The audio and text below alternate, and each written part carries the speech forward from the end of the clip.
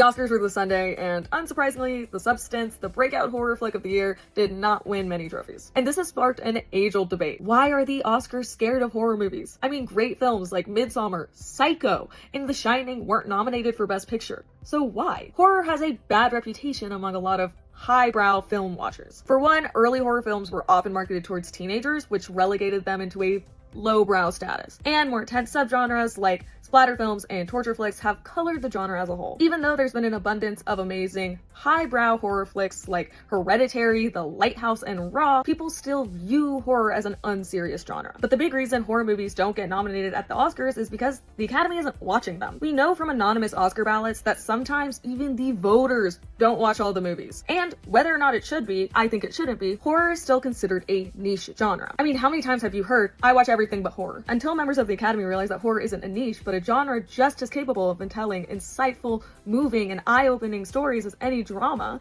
we're not going to see more horror films nominated because the Academy simply will not watch them to get them nominated in the first place. And honestly, that is such a loss for them, and I really hope they open their mind to more horror films because I think horror films are amazing and I think they say so much about society. For Screen Crush, I'm Brianna McClarty, and this was Horror Corner.